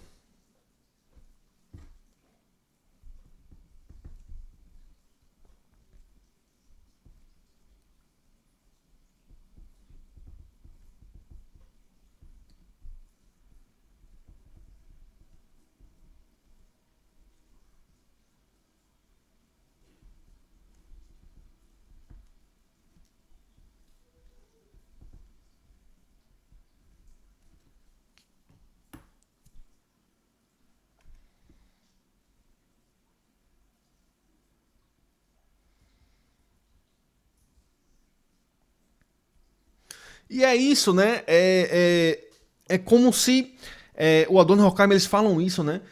As pessoas, a vida, né, na indústria cultural e o mundo, ele passa pelo filtro da indústria cultural. Não tem como você pensar que você foge da indústria cultural. É impossível você fugir da indústria cultural, porque ela a todo momento tá aí, né? E é onde um certo diagnóstico pesado, né? É um certo diagnóstico, vamos dizer assim, bastante forte, né, dos autores de Adorno e Horkheimer, porque para eles, a vida no mundo contemporâneo, né, na nossa sociedade, século XX, século XXI, etc e tal, é uma vida que a gente acaba obrigatoriamente passando pela indústria cultural. Não tem como, não tem como. É impossível você fugir da indústria cultural. A não ser que você fuja da vida em sociedade. Mas se você está vivendo em sociedade, e isso é muito difícil fugir da sociedade, né? Salvos os casos aí de um ou outro que foi viver no mato e tal. Mas vivendo em sociedade, diz o Adorno e Horkheimer, é uma vida que passa pelo filtro da indústria cultural, né? E aí o primeiro elemento que eu falei é esse elemento, vamos dizer assim, da repetição, né, dos clichês e dos elementos que acabam nos imbecilizando porque a gente percebe as coisas de uma mesma forma e etc e tal. E existe um segundo aspecto, né, dessa imbecilização operada pela indústria cultural, um segundo aspecto, uma segunda característica desse efeito psicológico nocivo que a indústria cultural tem em nossas vidas, né? Que a indústria cultural proporciona para nós, que é o prolongamento, tá? O prolongamento que a gente tem do filme, da música, da novela. A gente prolonga coisas que a gente vê na novela e do filme, essas noções, a gente prolonga para a nossa vida, né? A gente, como diz o Adorno Horkheimer, a experiência do espectador de cinema é a seguinte: quando ele sai da sala de cinema, que acaba o filme, que ele olha para a rua, ele vai ver a rua como um prolongamento do filme que ele acabou de assistir, né? Então, talvez aqui tenha sido algo que muitas pessoas viveram, né? É que, sei lá, assiste às vezes um filme de besteirol americano, esses filmes assim, etc e tal, que tocam certas músicas, e aí, tipo, quando você vai, enfim, né, fazer compras e etc e tal em algum lugar, e no sistema de som toca algumas músicas, né, que são parecidas com músicas de filme, etc e tal, você tem a sensação de estar pertencendo também a algum filme, né? Existem todas as estratégias, cara, claro, de mercado para que isso aconteça, né? Shoppings, supermercados que não têm janelas, por exemplo, né? Que é para você não ver se é dia, se é noite, para você perder a noção de tempo lá dentro, né?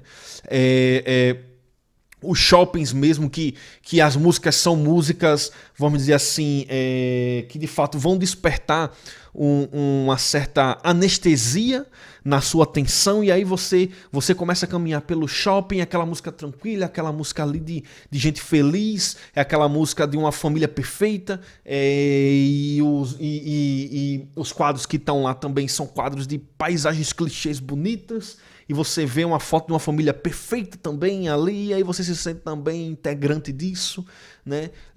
Mas é quando você... E que, enfim, o mundo todo é perfeito, que etc e tal, e as coisas estão ali, você compra as coisas divididas em 10 vezes, sem juros, e mesmo assim ainda vai se apertar no final do mês, e etc e tal, mas aí você sai do shopping, você tem que pegar um ônibus, né, numa parada muito suja, o ônibus vai super lotado, e ao contraste, né, aí, ou seja, há todo dentro do ambiente de shopping, de supermercado, etc e tal, há todo um ambiente de imersão, vamos dizer assim, para que a nossa percepção da realidade ela seja uma percepção distorcida, né? Mas claro, quando a gente sai do shopping e do supermercado, a gente tem um choque, né? Um choque de realidade muito grande quando tá voltando para casa, muitas vezes, né?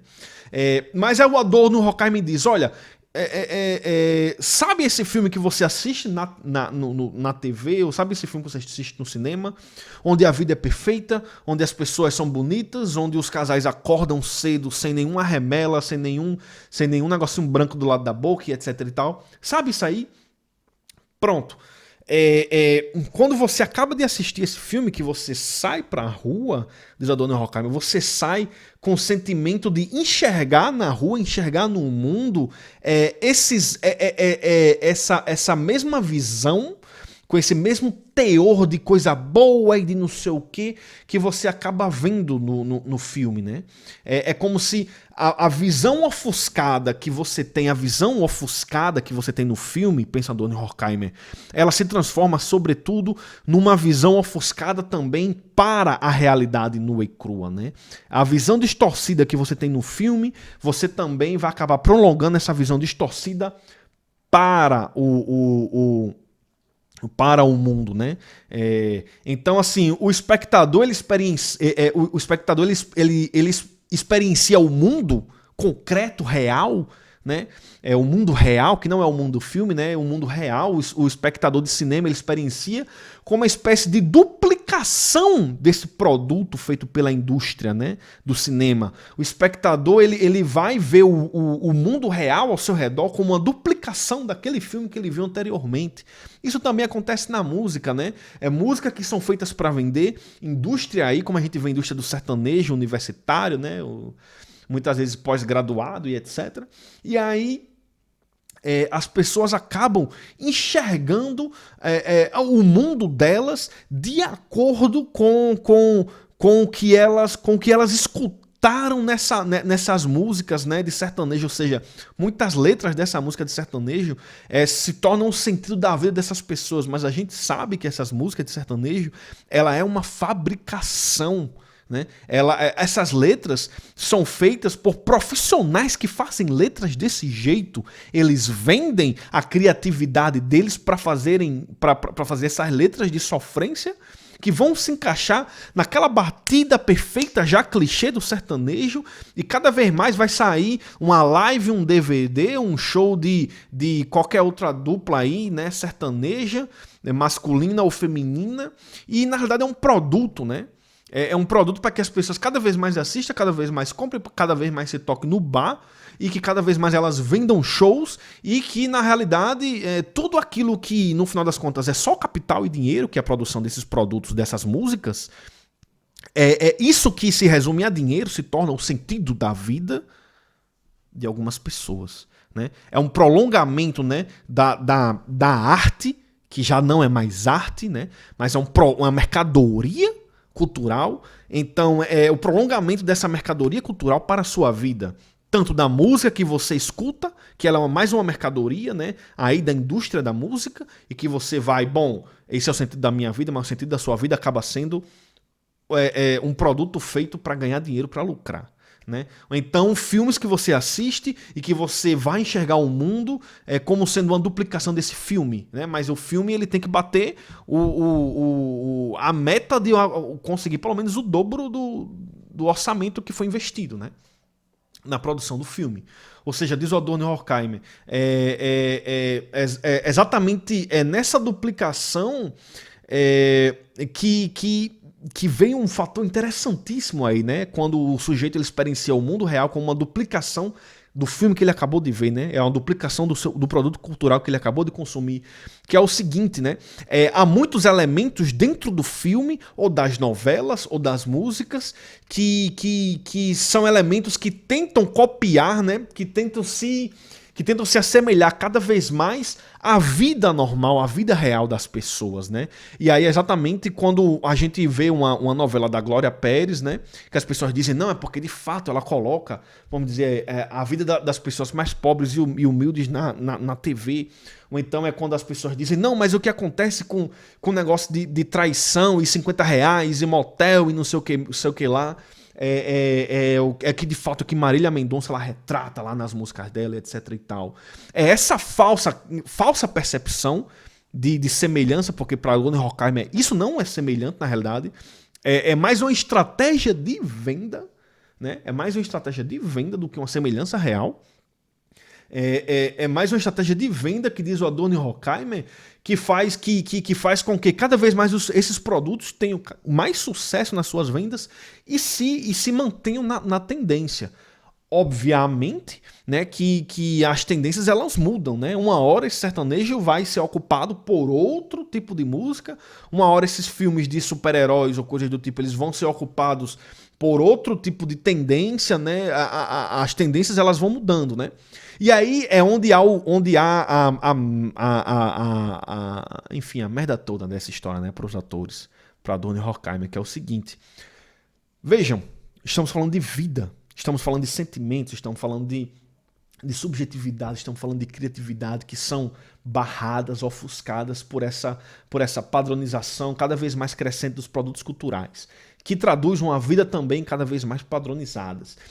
E vejam, tudo isso diz respeito a uma tendência de mercado. Quando essa tendência muda, nós começaremos a sentir, né, nós começaremos a ter nossas sensações e nossos sentimentos padronizados para uma outra tendência que virá. E essa outra tendência que vai trazer mais lucro e mais sucesso do ponto de vista mercadológico, né? Ou seja, como Adorno e Horkheimer disse, no final das contas, as vidas humanas elas se tornam, vamos dizer assim, material estatístico e, sobretudo, meio, né, instrumento para um aumento, né, do capital e cada vez mais escalas maiores de lucro das empresas e das corporações envolvidas na produção dos produtos nos segmentos de indústria cultural, cinema, rádio e televisão, né? Ou seja, o ser humano se tornou uma coisa. O ser humano se tornou uma coisa. Se tornou mais um instrumento para o aumento de dinheiro. Os sentimentos dos seres humanos se tornaram uma coisa, né? Para cada vez mais lotar salas de cinema. As emoções dos seres humanos se tornaram mais um instrumento, né? Mais uma coisa para lotar as salas de cinema e os shows. A criatividade, as percepções de mundo, as noções de fazer conexões com o pensamento, na realidade se tornaram mais um instrumento, mais uma coisa para o aumento de capital das grandes empresas no consumo dos produtos da indústria cultural, né? Então é exatamente aí que está todo o problema, né? E diz o Adorno e o Horkheimer, nessa atrofiação da imaginação, nessa atrofiação dos nossos sentimentos, porque nós podemos sentir mais, nós podemos pensar mais do que esses sentimentos, esses pensamentos e visões de mundo que nos são passados pelos filmes, né, padronizados. Então, nossa imaginação ela é atrofiada, né? Nossa sensibilidade ela é atrofiada. É como se a gente é como se a gente... Sabe quando o cara vai pra academia e só malha braço? E o corpo dele ele é muito mais do que aumentar o tamanho do bíceps e do tríceps e etc e tal. Né? Ele malha braço, só malha braço, em compensação sua perna fica fininha, né? E se torna o bombaquito, né? Braço bombado e perna de mosquito. Que o corpo ele fica com aspecto atrofiado. Pronto, a mesma coisa, segundo Adorno e Horkheimer, é como se a mesma coisa acontecesse com a gente. Só que imagine acontecer com os seus sentimentos, com o seu pensamento, com a sua imaginação, né? Você só vai despertar a sua imaginação para um padrão, para um formato. Suas sensações só vão ser despertadas também para um formato. Todo outro formato que poderia lhe despertar outras sensações, o que sua imaginação poderia se articular de uma outra forma diferente, não vai mais articular, né? Os produtos filmes ou músicas que podem lhe jogar para um outro tipo de despertar de sensações e de pensamentos e de articulação do pensamento e de ideias, esses produtos eles são excluídos do mercado, porque muitas vezes eles não se inserem na lógica de ganho de lucro do dinheiro investido na produção, né, desses produtos e tal. Então, exatamente diz aí Adorno e Horkheimer, né? A nossa vida ela é assim. A gente nasce, a gente vive, a gente vai para a escola, a gente tem nossos amiguinhos, a gente vai crescendo, a gente vai cada vez mais demarcando nossa personalidade, influenciada pela nossa família, influenciada pelos nossos amigos, influenciado sobretudo por aquilo que a gente consome culturalmente, músicas, filmes, etc e tal. E diz Adorno e Horkheimer, é exatamente aí onde a indústria cultural ela opera uma violência brutal na vida das pessoas. Porque padronizando a vida das pessoas é como se ela de fato colocasse uma represa, né? É como se ela colocasse uma barragem no meio dessa corrente de fluxo que somos nós, né? Que são nossas sensações, nosso pensamento e nossa imaginação. A indústria cultural ela barra isso, né? Imagine que nossa imaginação, sentimentos, emoções e pensamentos, eles são um grande rio, né? Um grande fluxo de água que não para. Né? É por isso que nós somos tão diferentes, né? E aí a indústria cultural ela vem e faz uma espécie de barragem, ela constrói uma coisa que ela vai barrar isso, ela vai prender. Né? E a indústria cultural só vai fazer você sentir aquilo que é interessante para a indústria cultural, aquilo que é interessante que você sinta, né? Que é interessante para ela em termos lucrativos, né? Então você só vai sentir aquilo que é interessante para a indústria cultural em termos lucrativos. Você só vai mexer com sua imaginação até certo ponto, até aquilo que é interessante para a indústria cultural, né? E, claro, a gente está falando aí de indústria cultural, mas a gente está falando que a indústria cultural ela diz respeito a uma unidade econômica na macroeconomia, né? Ou seja, a indústria cultural não se limita à indústria cultural. O cinema não se limita ao cinema. O cinema ele se submete a bancos, a empresas, a várias outras coisas, tá? Então, talvez um pouco disso explique, né? Certos produtos culturais feitos na indústria cultural que muitas vezes são cancelados porque não prestam contas, não se prestam a satisfazer os interesses do mercado, muitas vezes, e talvez de um mercado maior, né? Como, por exemplo, algumas séries que são canceladas repentinamente, como é o caso da série chamada Utopia, não sei se alguém aqui já viu, né? Utopia é uma série britânica, ela tem 2 temporadas. A série é extremamente pesada. O enredo dela é um enredo que faz o espectador, né, pensar, acordar pensando naquilo e dormir pensando naquilo, né? E trata de dominação social e de controle de massas e de controle da vida em sociedade a partir de corporações. Esse é o enredo da série Utopia. E simplesmente na segunda temporada, a partir da segunda temporada, a série foi cancelada.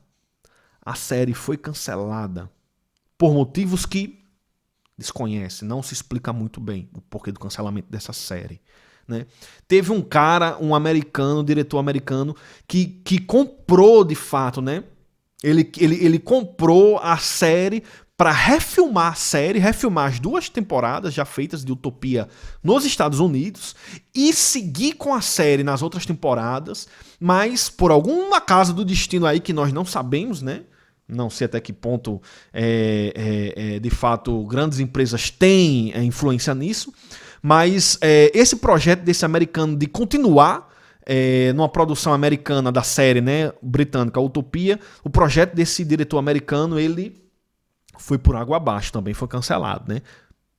Sabe-se lá por quê? A gente tem uma intuição, né? Nossa intuição é a seguinte, é de que é uma série que, na realidade, vai controlar colocar os espectadores numa perspectiva que vai questionar, sobretudo, a vida em que eles vivem e que isso não é interessante, vamos dizer assim, do ponto de vista mercadológico, do ponto de vista econômico mundial, né? Que a gente sabe que TV e cinema e tudo mais, eles se submetem, como eu já falei, a empresas, a bancos e etc e tal, né? Então, fica aí esse questionamento. Mas enfim, né? Para Doni Horkheimer, a indústria cultural, ela opera uma violência na vida das pessoas. Por quê?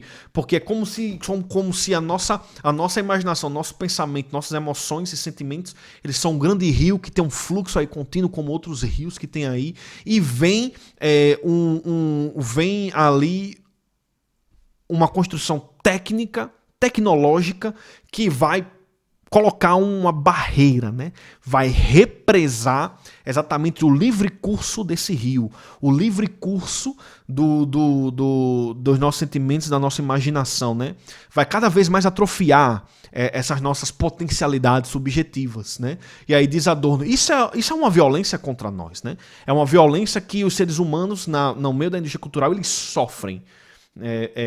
Porque cada vez mais as suas potencialidades e espontaneidades são atrofiadas porque são bloqueadas, né? Isso é uma violência contra nós, né? Do mesmo jeito que talvez para desenvolver um corpo seria preciso desenvolver ele por completo, se desenvolve somente uma parte dele, né? E as outras partes ficam atrofiadas, né? Pro Adorno é uma analogia a isso, né?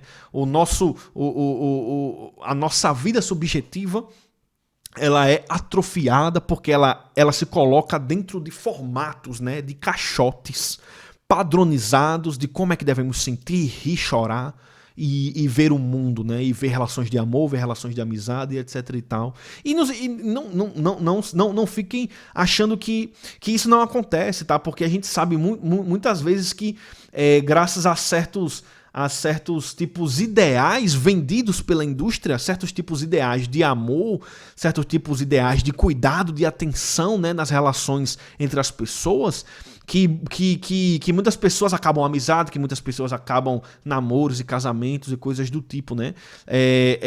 Basta você pensar aquelas propagandas, por exemplo, que o amor de uma mãe para reconhecer que seu filho merece sim coisas boas, na realidade é que ela compre, né, coisa para ele, né? Compre batom, seu filho merece batom, compre batom.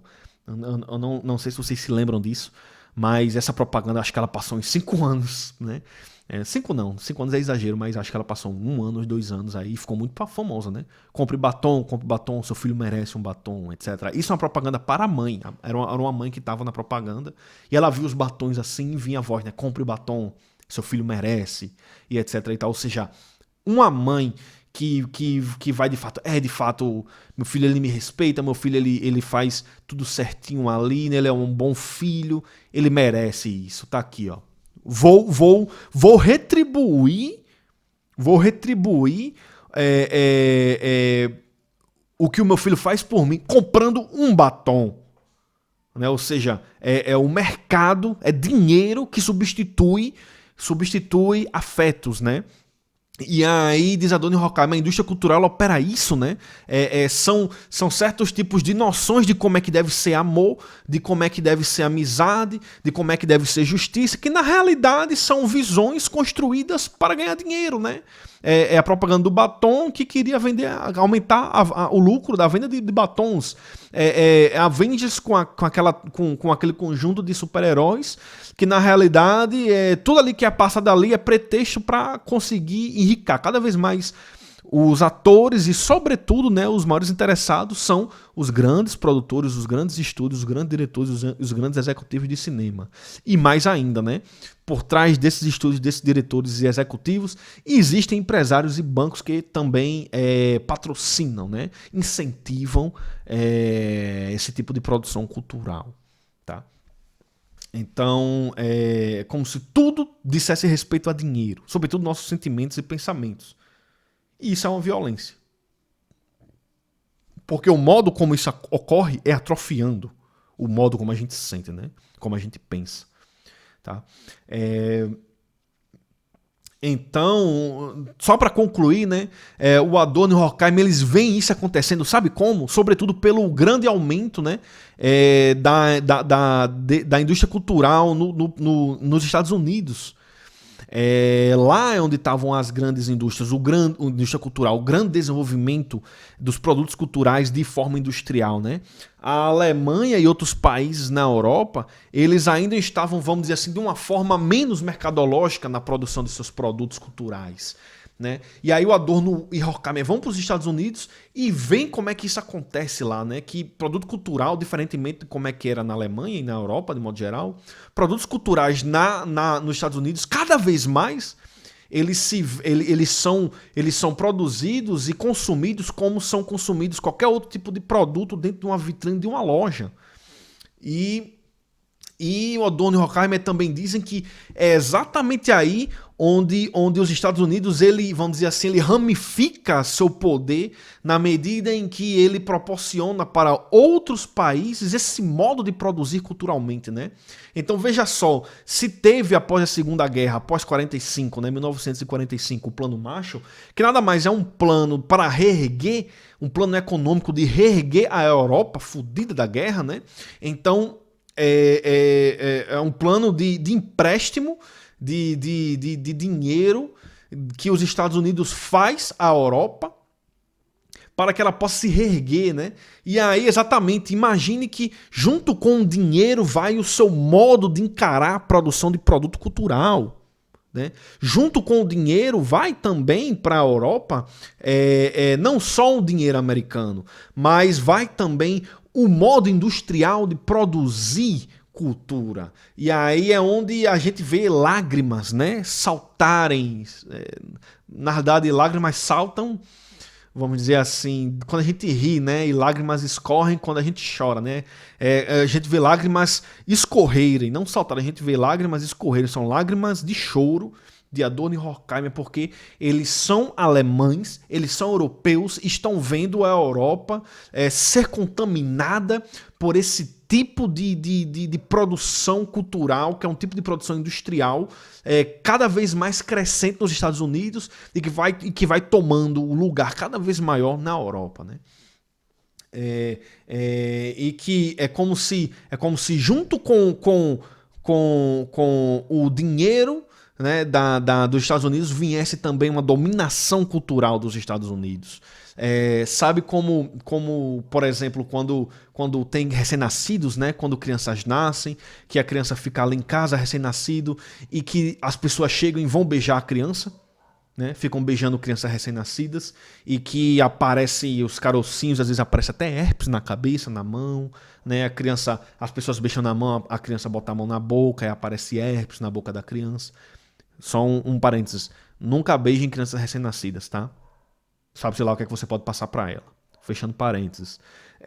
Imagine que junto com um beijo de uma pessoa, né, no recém-nascido, pode ir também uma herpes, pode ir uma bactéria ali, alguma coisa. Análogo a isso, junto com o dinheiro dos Estados Unidos, né, com esse beijo dos Estados Unidos para reerguer a Europa, foi também esse vírusinho, essa bactéria, né? Foi essa herpes aí, que é exatamente esse modo nocivo, populacional e social, que é o modo industrial de produzir cultura, né? Esse aumento cada vez maior da indústria cultural. Interessante notar que, na realidade, a criação do cinema é europeu, né? O início do cinema ele começa mesmo na Europa. Só que os Estados Unidos, eles, vamos dizer assim, eles transformam isso numa escala gigantesca e transformam isso numa indústria, né? Os Estados Unidos transformou o cinema numa indústria, de fato, com Hollywood e seus grandes atores, né? E etc e tal, né? Então a gente basicamente são essas, né, as questões, tá, sobre a indústria cultural. Claro que tem muito mais coisas, mas eu trouxe aqui algumas características principais, tá? Sobre o que é que implica a indústria cultural no pensamento de Adorno e Horkheimer, né? Que diz respeito notadamente a meios audiovisuais e de áudios, e consequentemente televisão também, né? Audiovisual, cinema, áudio, rádio e outro meio audiovisual, que é TV. As consequências, vamos dizer assim, sociais que isso implica, junto com o pensamento filosófico, né, desses caras aí, com os saltos e os insights filosóficos que eles tiveram ao analisar a cultura, né, do século XX, que é uma cultura industrial, vamos dizer assim, produzida de modo industrial, que é exatamente isso que traz a riqueza das problematizações, né? A filosofia crítica, essa filosofia que ela vai exatamente denunciar os modos de alienação, de sofrimento e de mal-estar na sociedade. E o cinema e a rádio e a televisão se tornam alvo dessa crítica porque elas operam, né? Elas operam efeitos de alienação. Efeitos de alienação em que sentido?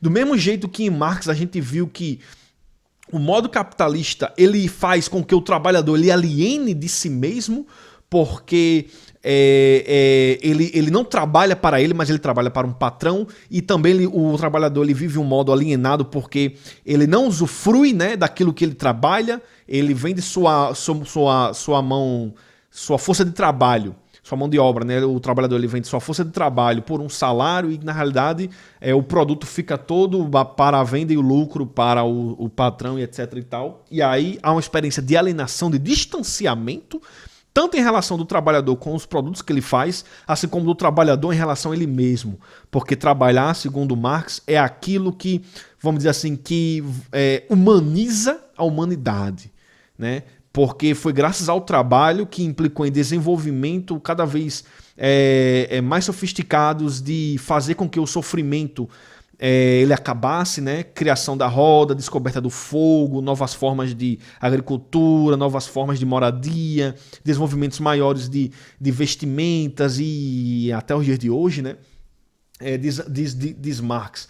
Foi isso aí que nos tornou humanos, mas isso daí acabou vindo, se transformou num modo de venda onde tudo diz respeito a capital, e as pessoas que produzem, que trabalham, que fazem as coisas, elas não aproveitam aquilo que elas aproveitam e, consequentemente, se distanciam daquilo que torna os seres humanos cada vez mais humanos, né? Que é você aproveitar os frutos do seu próprio trabalho. O Marx falou isso e a noção de alienação está aí. É nessa mesma perspectiva que a gente vai falar de alienação, então, dentro dessa questão da indústria cultural. Porque na medida em que, vivendo e consumindo produtos da indústria cultural, os seres humanos eles acabam se distanciando, vamos dizer assim, subjetivamente e psicologicamente daquilo que eles são, né? As pessoas na vida consumindo produtos da indústria cultural, elas vão se distanciando daquilo que elas são, porque elas são potencialidades de sentir muitas coisas, de imaginar muitas coisas. O céu é o limite para a imaginação e para os sentimentos, né? Mas a indústria cultural ela vai barrar isso, ela vai atrofiar isso. E aí o ser humano ele vive uma certa vida alienada daquilo que ele poderia ser, né? O ser humano ele está distante daquilo que ele poderia ser em suas potencialidades maiores, né? E o ser humano ele também está alienado do ponto de vista objetivo. Por quê? Porque a indústria cultural ela cada vez mais diz respeito ao aumento de lucro e de dinheiro e de capital daqueles que já têm capital, que já têm grande capital, né? Aqueles que são os grandes produtores, que são os grandes empresários que investem em filmes, que são os grandes executivos dos estúdios, né? A indústria cultural, ela no final das contas, ela visa isso, né? Atender aos interesses dessas pessoas, que são as pessoas que são mais favorecidas economicamente dentro da sociedade, né? E claro, operando uma certa demarcação para que as pessoas mais pobres elas continuem de fato trabalhando e morrendo e trabalhando nessa vida, vamos dizer assim, de trabalho dentro da época industrial, porque a indústria cultural ela está em unificação com outros segmentos da indústria automobilística, alimentícia, etc. e tal. Então, é interesse dessas indústrias que as pessoas, elas... Desculpa, é interesse das indústrias que se gaste cada vez menos na produção dos seus produtos e que se obtenha cada vez mais lucro na produção dos seus produtos, né? Então, a indústria cultural, ela proporciona, né, na medida em que ela faz com que a gente, de certa forma, se anestesie em nossas vidas, né? Nos demarcando em nossas classes sociais, consumindo produtos culturais de nossas classes sociais, muitas vezes, a gente também, de certa forma, aceite a vida que a gente leva objetivamente no mundo, na sociedade capitalista que a gente vive, né? É por isso que Adorno e Horkheimer eles são marxistas, né?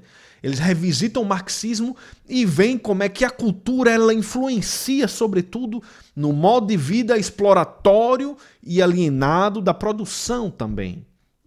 Né? Ou seja, a indústria cultural ela proporciona alienação objetiva na vida das pessoas, porque cada vez mais ela vai solidificar o modo exploratório também de trabalho que as pessoas têm nos seus outros ramos de vida. Né? A indústria cultural ela está em ligação direta com outros modos, com outros segmentos econômicos industriais que existem em sociedade, né? A indústria cultural ela está em relação direta, sobretudo com cada vez mais o aumento de capital de uma indústria automobilística, e essa indústria automobilística ela tem funcionários. Esses funcionários também assistem filmes, e assim é um ciclo, né? É um ciclo onde tudo converge para o mesmo fim. Aumento do lucro para aqueles que detêm vamos dizer assim, um maior poder aquisitivo e que produz produto cultural, e cada vez mais um aumento de capital, vamos dizer assim, no mercado, né? Então, de modo geral, é isso. A indústria cultural ela proporciona alienação, sofrimento e mal-estar, por isso que ela é alvo de crítica.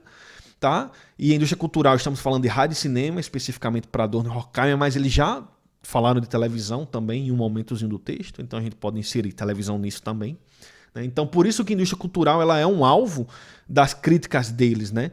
De Adorno e Horkheimer e de outros pensadores, porque é um meio de proporcionar, vamos dizer assim, alienação, sofrimento e mal-estar para a civilização. Uma vez que atrofia nossa subjetividade, nossa imaginação, e uma vez que faz com que cada vez mais nos anestesiemos em nossas vidas de trabalho e de ocupação social e econômica, e que aceitemos cada vez mais o nosso pseudo-destino de que nascemos, enfim, para trabalhos braçais, ou para ganhar pouco, ou para isso, ou para aquilo, né?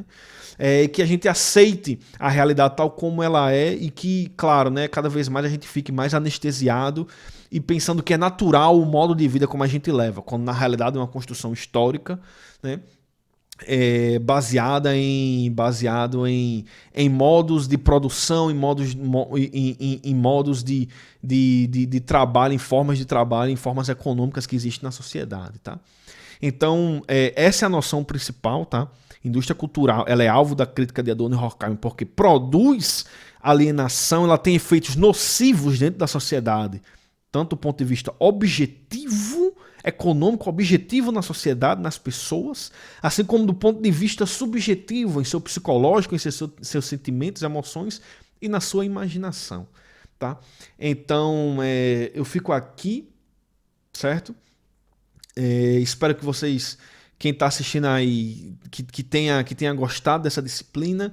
Infelizmente, graças à pandemia e aos meios tecnológicos, acredito eu que a UFRN vai começar a investir nesses formatos, né?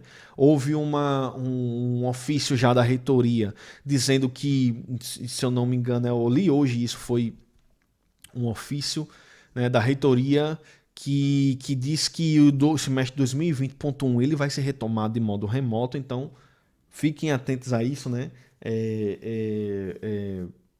Totalmente, acredito eu que para a universidade conseguir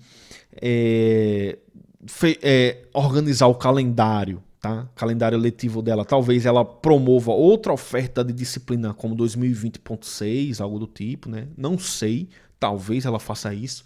E vocês tenham que encarar de novo uma disciplina de 1 mês e meio como se fosse de um semestre, né? É por isso que as aulas são corridas, por isso que é muita coisa em pouco tempo e etc e tal. Mas é isso, são as circunstâncias que estão aí, né? O importante é que vocês consigam se formar, sobretudo, e se formar com também mantendo o mesmo padrão de qualidade, né? Que se tem aulas presenciais, que também tente se manter, é uma tentativa de se manter padrão de qualidade também nesses tipos de aula remota, tá? Então é isso. Muito obrigado a todos e a gente vai se ver aí na reunião que eu vou fazer para sanar dúvidas e é isso, em algum outro momento de outra disciplina talvez, tá? Até mais, um abraço a todos e boa sorte na caminhada de vocês, caminhada acadêmica e profissional, sobretudo. Um abraço.